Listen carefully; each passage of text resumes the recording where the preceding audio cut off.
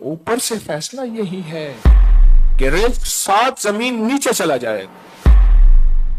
بس الفاظ کافی ہیں. کتنے مالدار غریب ہو جائیں گے، کتنے غریب فقیر ہو جائیں گے، کتنے فقیر مسکین ہو جائیں گے. میری بات پہ غور کیجیے گا. اور مسکین اسے کہتے ہیں جس کے پاس خود کئی دن کئی ہفتے ہو ہی نہ کچھ کھانے کو.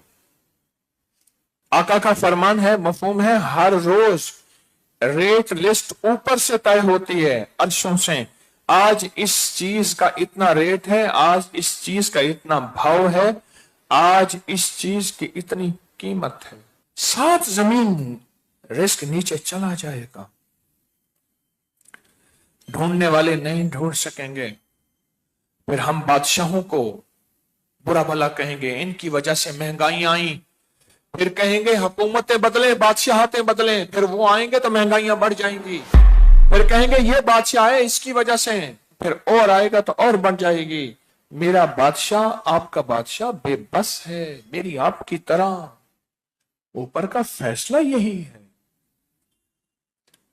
اس لیے حدیث کے الفاظ کا مفہوم ہے، بدترین مشغلہ بادشاہوں کو برا بلا کہنا ہے، حکمرانوں کو.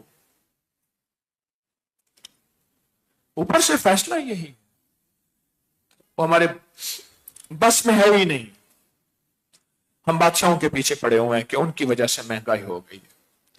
فلاں حکومت آئی ہے تو اس نے یوں کیا، فلاں آئے تو یوں کیا، فلاں آئے یوں کیا. 100 دن تبصرے کر کے نا ان چیزوں پہ شوگر بھی ہو گیا، بلڈ پریشر بھی ہو گیا، ٹینشن بھی ہو گئی، روٹی روزی بھی گئی.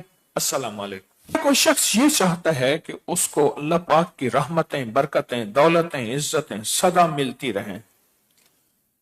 وہ مہینے میں صرف 3 راتیں اللہ کو دے دے، پورے مہینے میں زندگی کی 3 راتیں. کمالات آپ کے سامنے بیان کروں، میرا خیال گمان ہے کہ ان 3 دنوں میں دنیا بند ہو جائے اور ہر بندہ کہے کہ ہر چیز بند ہے بس، اور میرے پاس کوئی نہ راستہ ہے نہ کوئی منزل ہے. آنے والے حالات ہوائیں بتا رہی ہیں. ہوا چلتی ہے، بادل بنتے ہیں، آپ کہتے ہیں بارش ہونے والی ہے. ہوا چلتی ہے کسی اور رخ کی، آپ کہتے ہیں آندھی آنے والی ہے. ہواؤں کے رخ آپ خود دیکھتے ہیں. کوئی ہواؤں کے رخ بادل بتاتے ہیں، کوئی ہواؤں کے رخ آندھی بتاتے ہیں. ہر ہوا بادل والی نہیں ہوتی، ہر ہوا بارش والی نہیں ہوتی. اسی طرح ہواؤں کے رخ بتا رہے ہیں کہ کیا ہونے والا ہے. آثار بتا رہے ہیں مہنگائیوں کے نام پہ، آثار بتا رہے ہیں چیزوں کے نام پہ، آثار بتا رہے ہیں جو ہوائیں فضا پوری دنیا میں چلی ہے. آنے والا وقت کیسا ہوگا یہ آثار بتا رہے ہیں. یہ ذہن نشین رکھیں، آنے والا وقت کیسا ہوگا. رزق 7 زمین نیچے چلا جائے گا. اب 7 زمین نیچے سے کون لے آ رزق؟ خود سوچیں. چلو کہتے 10 فٹ 100 فٹ نیچے ہے تو بندہ کھود کے نکال لیتا. 7 زمینیں کون کھودے گا؟ جس کے عمر سے 7 زمین نیچے رزق جائے گا، پھر اسی کا پاؤں پکڑیں، پھر وہی لے آئے گا.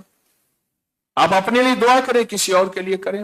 مجھے یاد ہے، میں نے تو ان راتوں میں جس کے لیے دعا کی تھی، رب نے اس کے ساتھ، کسی نے روح مانگی، روح ملی، رزق مانگا، رزق ملا، اللہ مانگا، اللہ ملا، اس کا حبیب مانگا، حبیب ملا، اور پتہ نہیں کیا کچھ ملا. مجھے تو یاد ہے. اور یہ صرف میرے لیے نہیں ہے، میرے ساتھ نہیں ہے، ہر اس شخص کے ساتھ جو اللہ اس کے رسول پہ ایمان رکھتا ہے، اس شخص کے ساتھ جو کہتے ہیں آمنت باللہ وملائکتہ وکتبہ ورسلہ والیوم الآخر والقدر خیرہ وشرہ من اللہ تعالی والبعث بعد الموت. ہر اس شخص کے ساتھ ہے، اور وہ آپ سارے ہیں.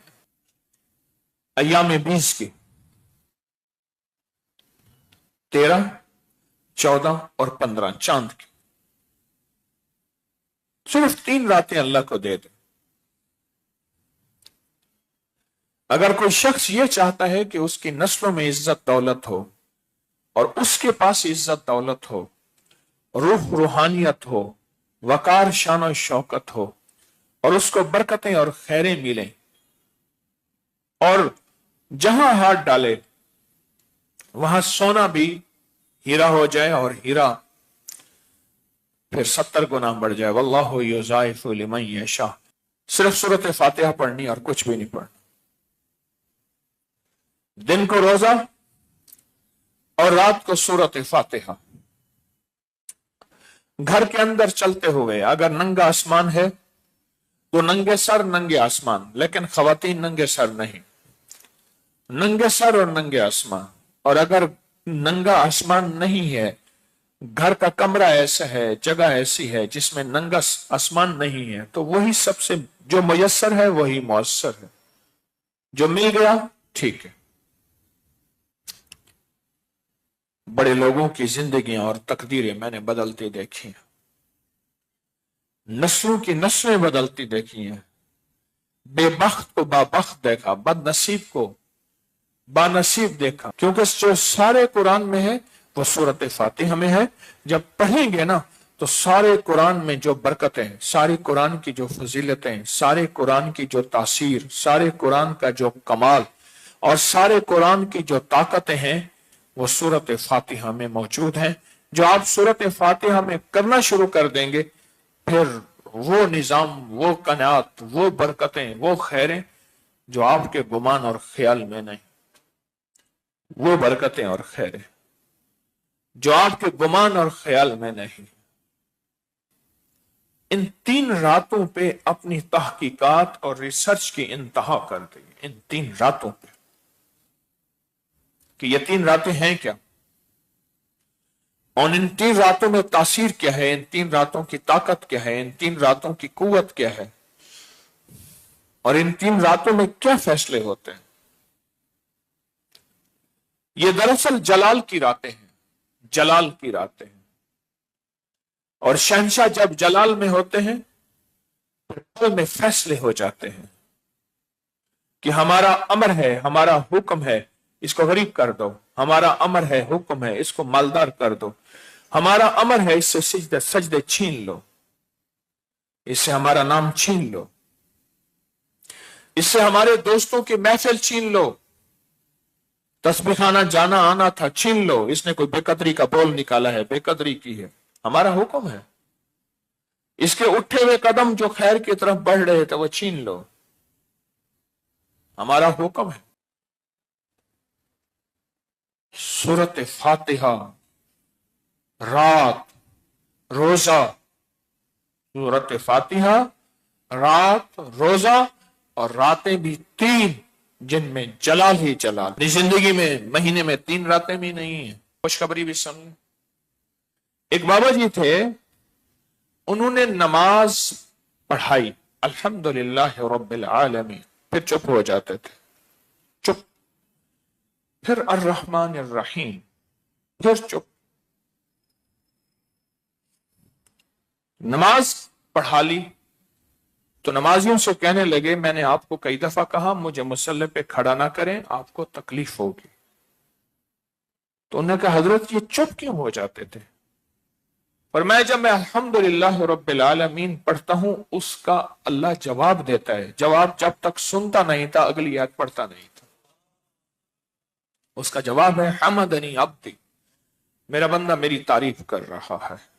تو اگلا جواب آتا تھا، پھر سنتا تھا، پھر آتا تھا، پھر سنتا تھا، پھر آتا تھا، پھر سنتا تھا۔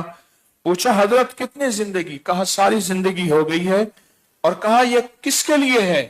فرمایا ہر وہ شخص جو سورۃ فاتحہ کو درد، غم، جذبے اور کیفیت کے ساتھ پڑھتا ہے، اس کے ہر بول کا میرا اللہ جواب دیتا ہے، ہر بول کا جواب ملتا ہے۔ سورۃ فاتحہ کی 7 آیاتیں یعنی 7 بول ہیں، تو اللہ پاک بندے کو 7 بولوں کا باقاعدہ جواب دیتا ہے۔ اب بولے، باقاعدہ جواب دیتا ہے کہ میرا بندہ تو مجھ سے ہم کلام ہے، مجھ سے باتیں کر رہا ہے، مجھ سے ہم کلام ہے، مجھ سے باتیں کر رہا ہے، تو تیری ہم کلامی باتوں کا تجھے جواب دوں گا، تیری ہم کلامی اور باتوں کا تجھے جواب دوں گا۔ اب اگر آپ چاہتے ہیں اللہ پاک آپ کو باقاعدہ سورت فاتحہ کا جواب دے، اور ایک وقت پھر ایسا آتا ہے اگر کوئی بندہ ان 3 راتوں پہ محنت کر لے اور کرتا چلا جائے کرتا چلا جائے کرتا چلا جائے، ایک وقت آتا ہے کہ اللہ پاک پھر کانوں سے آواز کو سنواتا ہے، اور کانوں سے آواز جب تک سن لے بندہ اگلی آیت نہیں پڑھتا۔ جیسے بعض لوگ ہیں جب تک آقا کہ روضہ اطہر سے جواب نہ سن لیں تو ان کو چین نہیں آتا۔